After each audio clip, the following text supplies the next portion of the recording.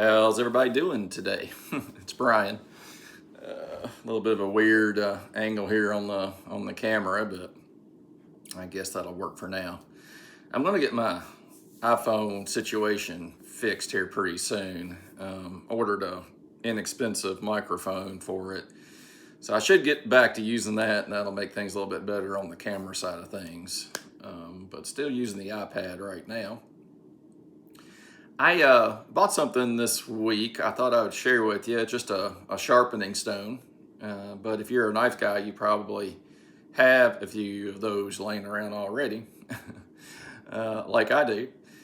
But this one I think is a pretty good one, and spent quite a bit of time last night using it, and getting kind of getting used to it. So let me talk about, I saw this on several videos. It got really good reviews and it wasn't too expensive. So it's this guy, and this is a diamond sharpening stone made by Sharpal. And you know, they make a lot of different sharpening products. And I'd seen some videos on YouTube about this stone, and I didn't really have a regular bench stone, a diamond one. So I thought, well, that would be a good one to try. I'm not gonna have a lot invested in it. And so I don't like it. It won't be a huge loss. But if we take a look, it's a dual grit diamond whetstone. And it even comes with its handy dandy storage base right there, which is kind of cool because it stores the stone, so this lid lifts up. But when you're using the stone, or if you're like me, I'll probably leave it this way for the most part, it holds it in place there on top.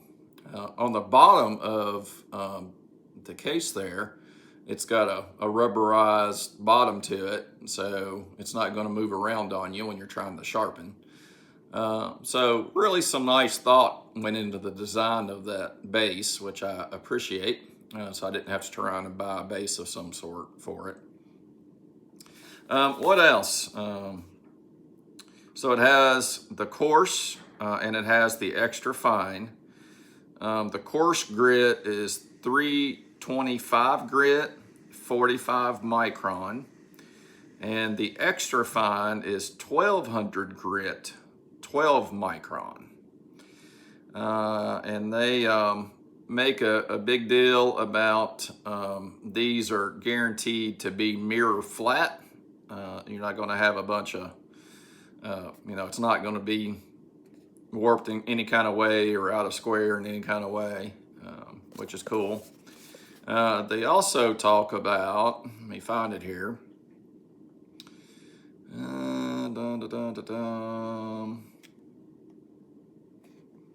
Well, anywhere, somewhere, and maybe it was on the actual product page, but they guarantee there's no kind of cross-contamination with the diamonds. So evidently, that's a good thing as far as a diamond stone goes. Interestingly enough, it says sharpen dry or with honing oil, but never use water. I'm almost certain that I've seen some other diamond stones that say to use water. So it kind of makes me wonder about what the difference would be there. I know, if you use water, you have to be careful because your metal shavings that come off the knife, if you're using a carbon knife, for example, they will rust, if you leave that debris on the stone. So maybe it's related to that. I don't know, you guys with diamond stones out there, how do you do? Do you use any water? Do you use any kind of honing oil with the sharpener? Be curious to know that. It's a little harder to show this since I don't have a way to really get the camera down onto the desktop, but I'll try to show you best I can here. So, there's the stone. And there's the carrying case that it comes in. And this guy, it's a pretty nice case. It's got kind of a felty feeling base to it where the stone goes. And then they also send you one of their sharpening guides, and that guy fits right here in the top of the case. So that's kind of neat. Good idea, I thought. And then all that snaps up, and you have your, and I'll tell you, it holds onto that stone pretty good. There it comes. And so, you know, you got your two sides of the stone here. And then you can, it even tells you on the side there, it's hard to see, but it tells you which is the coarse and which is the fine, in case you can't tell that. So yeah, nice stone, Lexi. And I thought you guys might be interested in that. So yeah, I think those are like $49 or something like that on Amazon. For a diamond stone, I think that's probably a pretty good price. Plus you get the coarse and you get the extra fine, so that's great. I've been pleased with it so far. It sharpens up everything pretty nicely. And so that might be something you may want to look at. Levi decided to say hello this morning. Say hi, Levi. Yeah. What am I carrying today? Well, I am carrying a mini trapper. I really like this guy. He's got the carbon steel blades on him, and he's getting some nice patina.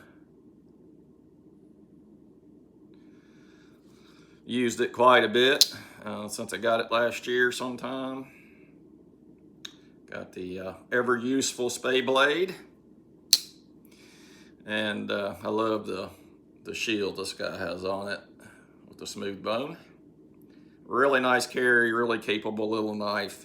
And one of the reasons I'm carrying this, and I'm carrying it all week this week, is because Zach over at, I hope I get the channel name right, New Again, forgive me, I forget it's New Again something. Sorry, Zach, can't remember.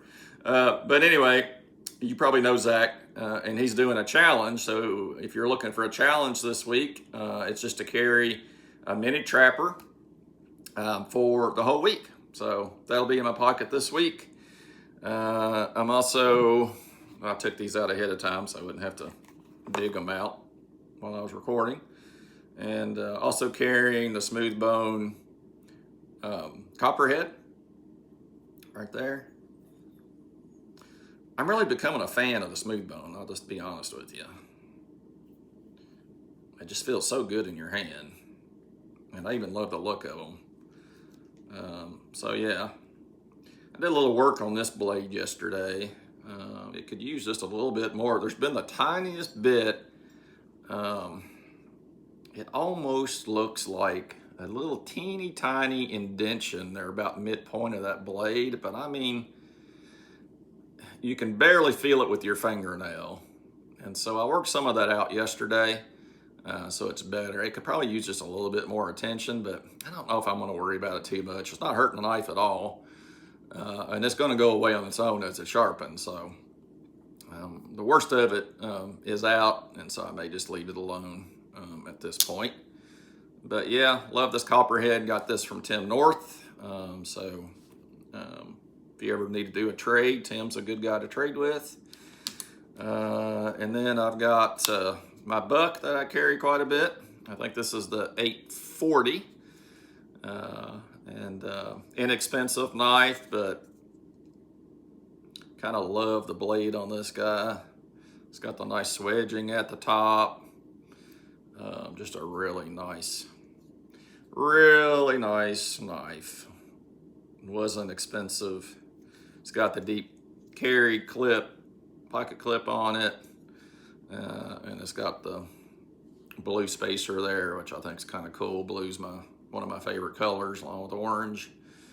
And so it's a liner lock. Drops in your pocket, you barely know you've got it on there. So super nice. And of course, got the pocket cross.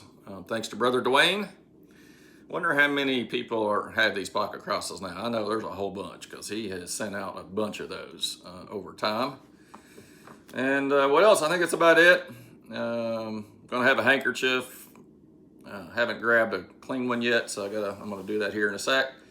And that's it. So just thought I'd hop on real quick and give you a little show off a sharpening stone to you. Love to hear your comments about that. Whether you've tried it, whether you have a diamond sharpener or not, what do you think about them? Because I'll tell you what, I've been sharpening for a while and I still have stuff to learn. So I'm always happy to hear input about sharpening especially. But that's it. I hope you guys have a great day. Thanks so much for tuning in. God bless each one of you, and we'll see you in the next video.